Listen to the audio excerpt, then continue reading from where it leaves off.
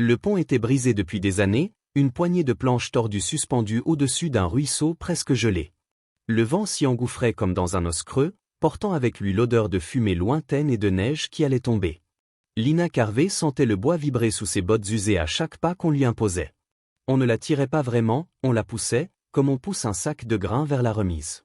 Elle entendait leur voix, mais mal, comme si quelqu'un avait posé une main lourde sur son oreille droite. Les mots arrivaient déformés, avec des trous, des bourdonnements, des silences. Depuis l'explosion dans la mine, le monde n'avait plus jamais eu le même son. Avance, la petite, grogna l'un des deux hommes derrière elle. On n'a pas tout le jour. Elle ne demanda pas où on l'emmenait. Elle le savait déjà. Ce pont à moitié effondré menait nulle part, sinon à un vieux chemin de contrebande et à la cabane d'un homme qui prêtait de l'argent aux désespérés, Elias Boone. Son père lui devait plus qu'il n'avait jamais possédé. Et maintenant, il était mort. Il ne restait que la dette et elle. Lina resserra les doigts autour de la corde qui liait ses poignets. Non pas pour se défendre, il n'y avait pas d'échappatoire sur un pont fendu, mais pour empêcher ses mains de trembler. Le froid mordait sa peau, montait de ses chevilles jusqu'à son ventre, mais ce n'était pas ça qui la faisait frissonner.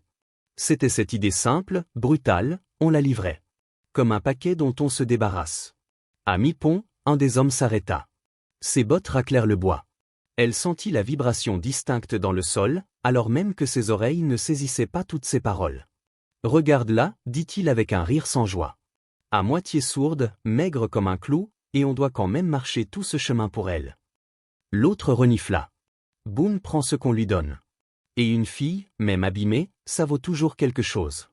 Son père aurait dû y penser avant de faire sauter la montagne. Le cœur de Lina se tordit, mais elle ne répondit pas. Chaque fois qu'elle ouvrait la bouche, on lui rappelait qu'elle n'était que la fille du saboteur, celle du fou qui avait fait exploser la galerie, peu importe qu'il ait enfermé son propre corps avec les autres pour arrêter l'effondrement. Les morts n'avaient pas d'avocat. Le vent changea soudain, amenant avec lui un autre son, plus lourd, plus lent, le craquement d'une seule paire de pas sur la neige dure du chemin. Il venait de l'avant, pensa-t-elle d'abord, puis non, à gauche ou à droite. Son oreille défaillante la trompait souvent. Elle tourna un peu la tête, comme pour recadrer le monde. Le pont vibra encore, différemment cette fois. Les deux hommes se raidirent. Lina sentit leur tension avant même d'en entendre la cause. « C'est quoi, ça » demanda celui qui tenait la corde.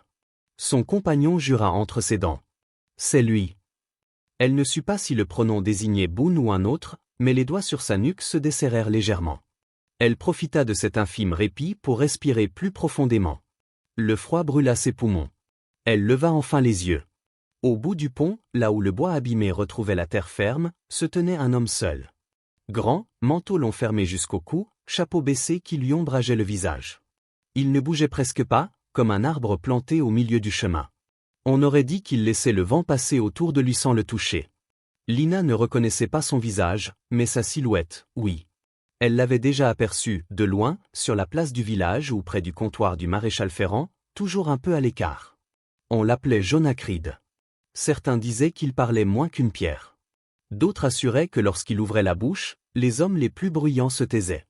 Les ranchers derrière elles se firent plus bruyants, comme pour se rassurer eux-mêmes. « Cette route est à Boone aujourd'hui » lança l'un. « Dégage, Creed. C'est pas ton affaire. » Lina ne saisit pas la réponse, si réponse il y avait, mais elle perçut autre chose, une immobilité plus lourde, comme si le silence lui-même s'était densifié. Le vent continuait de souffler, les planches continuaient de gémir, mais à travers la confusion de ses oreilles abîmées, elle sentit surtout la manière dont le pont cessait de vibrer sous de nouveaux pas. L'homme ne s'avançait pas. Il attendait. Un instant, elle eut l'impression irrationnelle qu'il regardait directement sa joue marquée par la suie, la corde autour de ses poignets, la fatigue dans sa nuque. Comme s'il voyait tout, même à cette distance. On la livre et on rentre, gronda le premier rancher. On n'a pas de temps à perdre avec un muet. Il fit un pas de plus, traînant Lina vers l'homme immobile. Elle sentit les fibres rugueuses de la corde lui entailler encore un peu plus la peau. Une colère sans voix remonta dans sa poitrine. Elle n'était pas un sac. Elle n'était pas une dette. Mais le pont, le vide en dessous, les deux hommes armés. Tout la ramenait à la même conclusion, elle ne décidait plus de rien.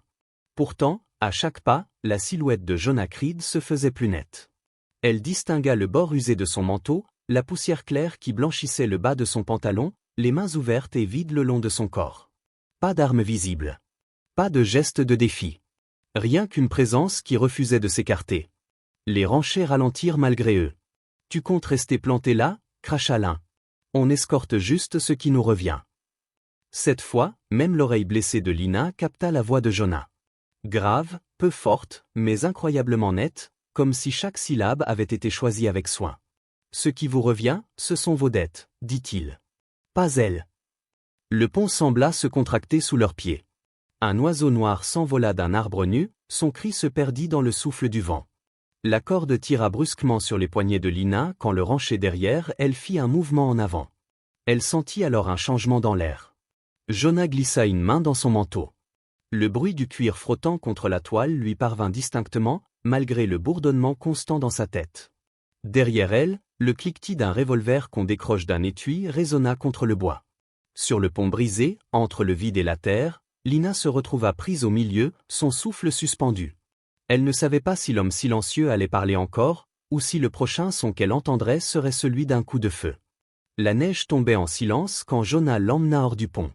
Il n'avait pas dit un mot de plus après avoir forcé les deux ranchers à reculer, mais son geste avait suffi, un simple mouvement de tête, calme et autoritaire, pour indiquer à Lina de le suivre. Elle avait obéi sans comprendre pourquoi ses jambes se mettaient à avancer toutes seules, pourquoi la corde autour de ses poignets lui paraissait soudain moins lourde. Le chemin s'enfonçait dans les pins, sombre et étroit. Chaque pas soulevait une poussière blanche qui s'accrochait à ses bottes. Elle entendait ses propres respirations plus fort que les bruits autour d'eux. Sa mauvaise oreille bourdonnait doucement, comme à chaque changement de température. Elle aurait voulu lui poser 1000 questions, mais quelque chose dans sa nuque l'en empêchait. Jonah avançait d'un rythme régulier, sans jamais se retourner, comme s'il savait qu'elle suivrait, qu'elle ne tomberait pas. Après un long moment, la forêt s'ouvrit sur une clairière où se trouvait une petite cabane de bois sombre, solide malgré l'âge. De la fumée s'élevait du conduit de pierre. L'air sentait la résine brûlée. Lina cligna des yeux, surprise par ce tableau simple mais vivant, presque doux. Cela faisait combien de temps qu'elle n'avait pas vu un endroit qui ressemblait à un foyer? Jonah s'arrêta devant la porte. « Entre » dit-il. Ce seul mot résonna comme une permission inattendue. Il défit la corde de ses poignets avec des gestes mesurés, sans jamais agripper, sans jamais brusquer. Elle sentit la chaleur de ses doigts à peine un instant, mais cela suffit à lui rappeler que ses mains étaient engourdies, douloureuses. Sans la regarder vraiment, il poussa la porte et la lumière du feu illumina l'intérieur. La cabane était modeste, une table en bois clair, 2 chaises, un établi couvert d'outils, une étagère avec des pots d'herbe, un lit simple sous la fenêtre. Tout semblait rangé, pensé, habité. Rien à voir avec les lieux où on l'avait forcée à rester ces derniers mois. Elle entra avec prudence, évaluant les distances comme elle avait appris à le faire depuis son accident.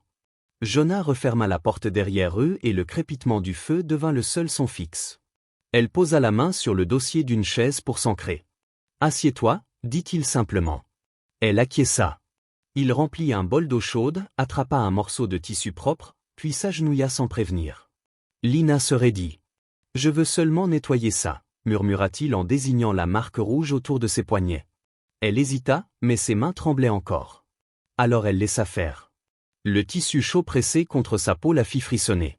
Il n'y avait aucune tendresse excessive dans ses gestes, seulement une précision tranquille, presque respectueuse. Comme si sa douleur était quelque chose qu'il avait déjà vu, déjà compris. « Tu viens d'où » demanda-t-il. Elle déglutit. Du camp minier de Red Peak, avança, du village de Carvey-Hill. Mon père travaillait pour la compagnie. Quand l'explosion est arrivée, j'étais là. Tout a changé depuis. Je n'entends plus bien. Elle tapota son oreille droite du bout du doigt. Le monde fait du bruit par endroits. Et ailleurs, rien. Jonah hocha la tête comme si cela ne l'étonnait pas. J'ai travaillé dans les tunnels autrefois. Les explosions, ça laisse des traces. Le silence aussi. Elle releva les yeux vers lui. Pour la première fois, elle vit quelque chose dans son regard, pas de la pitié, mais une forme de reconnaissance, comme un souvenir qu'on ne dit pas. Il se releva pour déposer un bol de soupe chaude devant elle. Elle approcha le bol, hésita, puis goûta. La chaleur lui coula dans la gorge comme un long soupir retenu. « Pourquoi m'avoir aidé » demanda-t-elle enfin. Jonah s'adossa au mur, bras croisés. Parce que personne d'autre n'avait l'intention de le faire. Elle baissa les yeux. Une réponse simple. Mais elle sonna juste. Un craquement soudain fit vibrer les murs. Lina sursauta. Son oreille gauche capta nettement un bruit extérieur, un pas, ou peut-être deux. Jonah, lui, ne bougea pas d'un millimètre, jusqu'au deuxième craquement. Alors il tendit l'oreille, son regard s'assombrit, et il posa une main sur le fusil posé près de la porte. « Qu'est-ce que c'était » murmura Lina, la gorge serrée. Il ne répondit pas immédiatement. Il fixa la fenêtre, comme s'il suivait un son que même elle ne percevait pas. Puis, d'une voix plus grave encore. Quelqu'un remonte la piste. Un frisson parcourut son dos. Loin du pont, loin des hommes qui l'avaient livré, le danger ne faisait que commencer. La nuit avait laissé sur la neige une pellicule de givre qui craquait sous chaque pas. Au petit matin, Jonah sortit sans bruit, comme il le faisait depuis que Lina était là. Elle l'entendit s'éloigner, son oreille gauche devinant les légères vibrations du sol plus vite que ses yeux ne s'ouvraient. Depuis son arrivée, elle ne dormait jamais profondément. La menace de ceux qui la poursuivaient lui collait encore à la peau. Elle se leva lentement, s'enveloppa dans la cape que Jonah avait déposée près du lit, puis suivit le son extérieur. Elle s'arrêta sur le seuil. Jonah était accroupi dans la neige, sa main posée sur une empreinte fraîche. À côté, un second creux plus profond marquait l'endroit où un cheval avait glissé avant de reprendre son équilibre. Il se redressa au moment où elle approchait. « Ce ne sont pas mes traces », murmura-t-il. Elle sentit son ventre se serrer. « C'est Boone ?» Jonah inclina légèrement la tête. Lui ou ses hommes? Ils sont passés cette nuit. Trop près. Elle s'approcha de l'empreinte, mais un léger vertige la prit. Le silence autour d'elle était troué par un bourdonnement dans sa mauvaise oreille, un signal d'alerte qui ne trompait jamais. Elle inspira profondément. Elle n'allait pas s'effondrer. Pas maintenant. Je ne veux pas qu'on te cause des ennuis, dit-elle d'une voix étouffée. Tu n'en causes pas. Ce sont eux. Il parla comme s'il énonçait une simple vérité, sans accusation, sans reproche. Cela la déstabilisa plus que si elle avait entendu de la colère. Ils rentrèrent dans la cabane. Jonah prit une carte froissée et la déplia sur la table. Il montra la vallée, la voie ferrée abandonnée, les forêts denses au nord. Lina resta derrière lui, observant son doigt parcourir les sentiers comme s'il voyait déjà les obstacles, les embuscades potentielles. S'ils continuent à chercher, dit-il, ils finiront par tomber droit sur nous. Alors partons, souffla-t-elle. Je ne veux pas rester dans ta vie comme une ombre qui attire le malheur. Jonah releva les yeux vers elle. Son regard, d'un brun sombre, n'avait rien d'accusateur. C'était un regard ferme, solide, comme s'il se plantait dans la tempête pour qu'elle puisse s'y accrocher. Personne n'attire le malheur. Ce sont les hommes comme Boone qui le créent. Elle ne répondit pas. À l'intérieur, la chaleur du feu crépitait, mais son cœur battait trop vite. Elle se sentit soudain fragile, minuscule au milieu d'un monde prêt à la broyer. Jonah se détourna pour chercher quelque chose sur l'étagère, un bâton de bois poli, encore non terminé. « J'ai commencé ça hier », dit-il sans brusquerie. « Pour que tu puisses marcher sans dépendre de tes mains. » Elle prit le bâton, étonnée par la douceur du bois sous ses doigts. Il avait sculpté une poignée large, qui s'adaptait parfaitement à sa paume. Elle ferma les yeux et laissa ses doigts glisser sur les rainures. « Pourquoi fais-tu ça » demanda-t-elle. Il haussa légèrement les épaules. « Parce qu'on avance mieux quand on a un appui. » Quelque chose se détendit dans sa poitrine, une retenue qui la suivait depuis l'explosion dans la mine. Elle s'assit lentement, tenant le bâton comme un trésor fragile. « Boone veut me récupérer parce qu'il croit que je vaux quelque chose, » dit-elle. « Pas pour moi. Pour ce que mon père aurait laissé derrière lui. » Jonah resta debout, les bras croisés. Et qu'aurait-il laissé? Lina fixa le feu. La preuve qu'il n'était pas un voleur. Mais un homme qui a fait sauter la galerie pour sauver des mineurs. La compagnie l'a blâmé, parce que reconnaître la vérité aurait coûté trop cher. Un long silence suivit. Pas un silence vide. Un silence qui écoute. Jonah s'approcha enfin. Alors on fera ce qu'il faut. Son assurance la surprit. Il ne proposait pas de la cacher. Pas de fuir. Nous chercherons ceux qui savent encore ce qui s'est passé, dit-il. Ceux qui peuvent parler. Avant que Boone ne les fasse taire.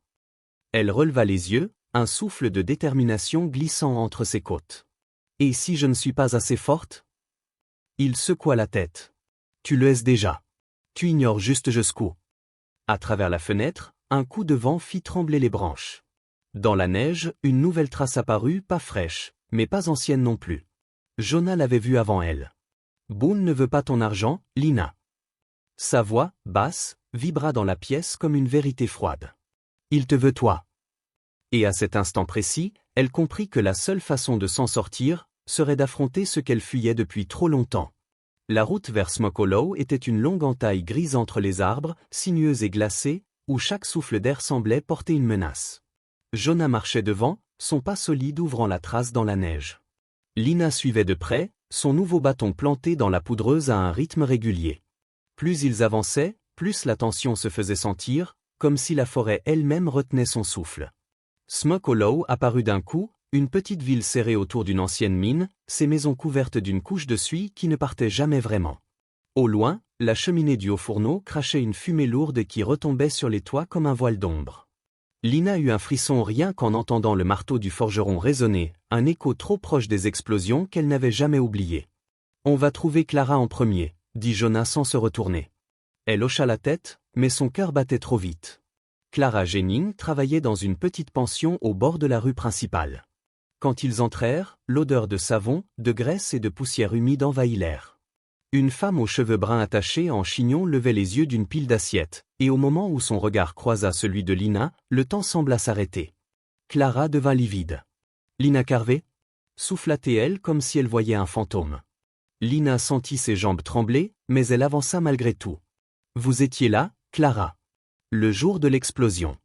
Vous avez vu ce que mon père a fait. » La femme laissa tomber une assiette qui se brisa au sol. Ses doigts se mirent à trembler. Elle recula jusqu'à toucher le mur. « Je pensais que tu étais morte.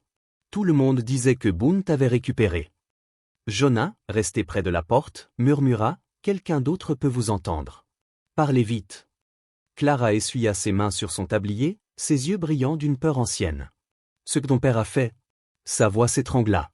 Il a plongé quand la mine a commencé à craquer. Il a tiré 2 hommes hors de la galerie. Il a essayé de bloquer l'effondrement avec les caisses d'explosifs. Ils lui ont tout mis sur le dos après sa mort. Parce qu'il n'y avait plus personne pour dire la vérité. Un poids se souleva du ventre de Lina, mais un autre tomba avant même qu'elle puisse respirer. « Tu peux témoigner alors ? Dire ce que tu as vu ?» Clara serra son tablier comme une bouée de sauvetage. « Boone a des yeux partout. Les contremaîtres de la mine aussi. J'ai déjà reçu des menaces. Je ne... » Elle ferma les yeux. « Je ne suis pas aussi courageuse que ton père. » Lina sentit l'espoir se fissurer. « Clara, je n'ai plus rien. Si personne ne parle, alors tout ça n'a servi à rien. Ni lui, ni moi. » Clara ouvrit les yeux. Ce n'était pas Lina qu'elle regardait, c'était sa propre culpabilité. « Attends. » Elle s'agenouilla, tira une vieille boîte en fer sous une armoire, et l'ouvrit. À l'intérieur se trouvaient plusieurs feuilles jaunies, reliées d'une ficelle. « C'est mon journal, dit-elle. J'écrivais tout ce que je voyais, tout ce que je n'osais pas dire. Cette nuit-là, j'ai tout noté. Les cris, l'effondrement, les hommes qu'il a sauvés avant que le plafond ne tombe. Si je garde ça, je vais le porter jusqu'à ma mort. » Elle tendit la boîte à Lina. Lina inspira, émue aux larmes. « Alors viens avec nous. Donne-leur la vérité toi-même. » Clara hésita encore, mais quelque chose changea dans ses yeux. Une résolution longue à naître, mais impossible à retenir désormais. « D'accord. Je parlerai. » Lina sentit une chaleur nouvelle lui remplir la poitrine. C'était fragile, mais c'était réel. Soudain, un bruit fit vibrer la fenêtre, un sabot, un froissement de cuir, un souffle d'air trop proche. Jonah se raidit. Sans un mot, il se déplaça vers l'ouverture, jeta un œil dehors, puis referma doucement le volet. « Boone est en ville, » murmura-t-il. « Et il n'est pas seul. » Lina sentit le sol se dérober sous elle. Clara porta une main à sa bouche. « Il nous a suivis ?» « Non, » répondit Jonah d'un ton grave. « Il vous attendait. Et il sait que la seule personne capable de dire la vérité, c'est toi. » Un silence lourd tomba dans la pièce. Le genre de silence qui précède toujours la tempête. Clara se leva lentement, les mains serrées autour de son journal. « Alors on part maintenant. Avant qu'il n'entre ici. » Dans la rue, une ombre massive glissa derrière un cheval sellé. Lina n'avait pas besoin d'entendre parfaitement pour comprendre que Boone venait de poser un piège. Et cette fois, il n'avait aucune intention de les laisser repartir vivants. Le vent hurlait entre les pins tandis que Jonah harnachait le cheval en silence. La neige, lourde et épaisse, tombait en diagonale, rendant chaque mouvement plus difficile. Lina sentait l'air glacé la mordre jusqu'aux os, mais ce n'était rien comparé à la brûlure de la peur. Boone était quelque part derrière eux, caché dans les ombres de Smoke Hollow, attendant juste l'instant où il baisserait la garde. Clara serrait son journal contre elle comme si sa vie en dépendait. Ses doigts tremblaient, mais ses yeux étaient déterminés. Jonah l'aida à monter à l'arrière de la selle, puis se tourna vers Lina. « Prends ma main. Monte devant. » Elle hocha la tête, s'accrocha à la crinière du cheval et se hissa tant bien que mal. L'animal souffla, nerveux, sentant la tension ambiante. Jonah monta derrière elles et tira les rênes d'un coup sec. Le cheval bondit en avant, ses sabots frappant la neige tassée. Ils quittèrent la ville au galop. Le vent fouettait le visage de Lina, brouillant ce qu'il restait de son dans son oreille faible. Le paysage défilait trop vite pour être distingué. Elle se contentait de sentir les vibrations du cheval, la respiration régulière de Jonah contre son dos, les nerfs noués de Clara qui s'agrippaient à elle. Puis un bruit déchira le silence, un coup de feu. Sec, brutal, si proche qu'elle sentit une onde frapper son flanc. « Il nous suit !» cria Clara. Lina n'avait pas besoin de l'entendre clairement. Elle sentait, dans sa cage thoracique, l'écho des tirs. Jonah se pencha et donna au cheval un élan supplémentaire. Les arbres devinrent un mur mouvant autour d'eux, les branches griffant leurs manteaux au passage. Un deuxième tir retentit. Cette fois, Lina sentit Jonah tressaillir. Elle se retourna brusquement. « Tu es touché ?» Il ne répondit pas tout de suite. Sa respiration changea légèrement, comme un souffle plus court, plus lourd. Égratigné, grogna-t-il enfin. Mais elle voyait déjà la tache sombre s'étendre sur son manteau. Une panique froide la saisit. « Jonah, dis-moi où il est. »« Je ne vois pas, je n'entends pas assez. » Il tourna légèrement la tête, les yeux fixés sur les ombres derrière eux. À droite, derrière les arbres. 3 chevaux. Lina ferma les yeux un instant, inspira profondément. Elle sentit les vibrations sous eux, le rythme irrégulier, le changement subtil dans la neige écrasée. Un instinct brut prit le relais. « Prends le passage étroit » cria-t-elle. « À gauche, maintenant. Le sol est plus dur là-bas, ils glisseront. » Jonah n'hésita pas. Il tira les rênes et le cheval vira brusquement à gauche, manquant de peu une souche gelée. Derrière eux, un bruit de hennissement dérapa dans l'air. Un homme tomba, son cri étouffé sous la neige. Lina sentit Jonah se redresser légèrement, comme surpris. « Continue, murmura-t-elle. Je sens les creux. La neige est moins dense à droite. Va tout droit. » Elle ne savait pas d'où lui venait cette certitude, mais chaque vibration, chaque infime changement dans le sol lui envoyait des signaux. Son oreille blessée la trahissait souvent, mais son corps, lui, ne l'avait jamais menti. Un troisième coup de feu éclata. Clara poussa un cri. Jonah baissa la tête, protégeant les 2 femmes de son corps. « On arrive au col » cria-t-il. « Tenez-vous !» La montagne s'ouvrit devant eux en un passage étroit bordé de falaises. Le vent soufflait si fort que la neige semblait voler horizontalement. Le cheval peinait à avancer. Les sabots glissaient sur la glace. Puis Lina entendit, ou plutôt sentit, quelque chose d'étrange. Un grondement, sourd et profond, venant du bas de la vallée. Elle frissonna. « Jonah, arrête-toi !» Il tira légèrement sur les rênes. « Pourquoi ?» Elle posa sa paume sur la selle, les yeux fermés. « Boone, il arrive par le bas. Pas par l'arrière. Il veut nous prendre au piège. » Jonah serra les dents. Il jaugea la montagne, puis fit pivoter le cheval vers un renfoncement invisible derrière un massif de rochers. Ils mirent pied à terre. Clara manqua de tomber, mais Jonah la retint. « Là, » dit Lina en pointant une ouverture sombre entre 2 blocs. « On peut se cacher ici. Le vent couvre nos traces. » Ils se glissèrent dans la cavité, le souffle court, le cœur battant trop vite. Quelques minutes plus tard, la silhouette massive de Boone apparut sur le sentier. Il ne cria pas. Il ne tira pas. Il observa. Puis, d'un geste lent, il descendit de cheval, et lança une torche enflammée dans la forêt en contrebas.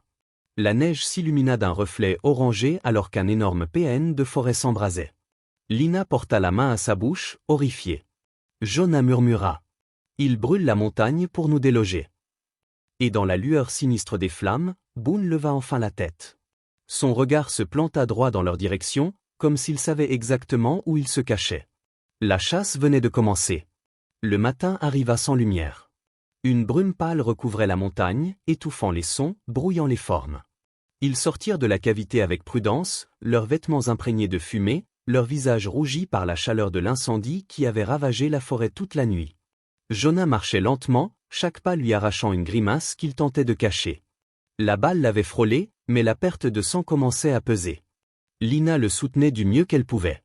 Clara gardait le journal serré contre son cœur, comme si cette maigre boîte de vérité était la seule chose qui les maintenait encore en vie.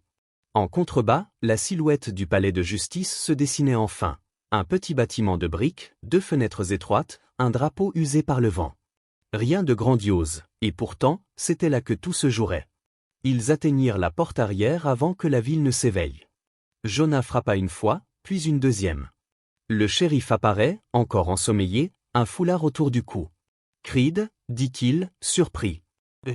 Bon sang, cette femme? Clara Jennings?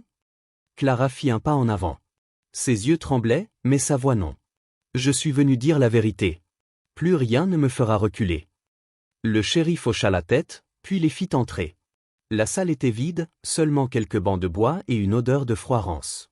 Lina se tenait droite, malgré la fatigue dans ses jambes. Tout en elle vibrait de peur, mais aussi d'une étrange détermination, comme si chaque pas qu'elle avait pris avec Jonah l'avait préparée à cet instant. Le juge arriva peu après, tiré du sommeil, mais sérieux devant les 3 visages marqués devant lui. « Nous tenons une audience immédiate », annonça-t-il. « Parlez. » Clara ouvrit son journal. Ses mains tremblaient, mais sa voix non. Elle raconta tout, le bruit sourd dans la mine, la panique, les hommes piégés, la décision désespérée du père de Lina, son sacrifice. Les menaces ensuite, les contremaîtres, Boone, le silence imposé. Elle lut chaque page, chaque détail qu'elle avait noté dans l'ombre, des années plus tôt. Le juge resta silencieux longtemps après qu'elle eut terminé. « Et les preuves » demanda-t-il finalement. Clara sortit la boîte en fer et la déposa devant lui. À l'intérieur, une lettre du contremaître, une liste falsifiée, des croquis de la galerie avant l'explosion. Des pièces que Clara avait cachées, terrifiée, pendant une décennie. Lina sentit sa gorge se serrer. Elle se força à respirer. Le sol vibrait légèrement sous ses pieds. Elle savait que Jonah, à côté d'elle, regardait chaque geste du juge comme si sa vie en dépendait. Puis la porte du tribunal claqua violemment. Boone entra. Ses bottes frappaient le sol comme des coups de marteau. Sa main tenait un papier, encore un faux contrat, mais ses yeux, eux, étaient rivés sur Lina. La haine y brûlait comme une braise noire. « Cette fille m'appartient » hurla-t-il. « Elle est ma garantie. » Jonah fit un pas en avant. Le juge leva la main. « Un pas de plus et je vous fais sortir menotter. » Boone gronda, les poings serrés. « Ces documents, » dit le juge en levant les feuilles de Clara, « prouvent que le père de cette jeune femme n'a commis aucun crime. Vos accusations tombent. Quant à votre prétendue propriété, » Il brandit le papier de Boone et déchira la feuille en 2 d'un geste sec. « Frauduleux. Illégal. Sans valeur. » Boone devint cramoisi. Il dégaina son arme. Lina sursauta, mais Jonah, déjà prêt, se jeta sur Boone. Le coup partit, ricocha contre un pilier. Les 2 hommes s'écroulèrent au sol. Boone perdit son arme dans la mêlée. Jonah, malgré sa blessure, le maîtrisa et le plaqua au parquet. Le shérif intervint enfin, passa les menottes autour des poignets de Boone et le tira hors de la salle. Le silence retomba, lourd et vibrant. Lina sentit ses jambes flancher. Jonah se redressa lentement, le souffle court, le front couvert de sueur. Elle s'approcha de lui, posa sa main sur son bras, là où le tissu était déchiré par la balle. « Tu as risqué ta vie ?» Il la regarda, ses yeux sombres adoucis par quelque chose de rare, presque fragile. « Tu méritais que quelqu'un se batte pour toi. » Elle inspira profondément, un souffle qui lui rouvrit la poitrine pour la première fois depuis des années. Quand ils quittèrent la ville, le soleil se levait. La neige reflétait une lumière douce, presque dorée. Ils marchèrent jusqu'au petit chemin qui menait à la cabane. Rien n'avait changé autour d'eux, mais tout était différent. Arrivée devant la porte, Jonah la laissa s'arrêter la première. Elle posa la main sur le bois, sentit le grain familier sous ses doigts. « Je connais le chemin » murmura-t-elle. Jonah esquissa un sourire imperceptible. Elle entra la première. Pour la première fois. Et ce simple geste effaça tout un passé chargé d'ombre.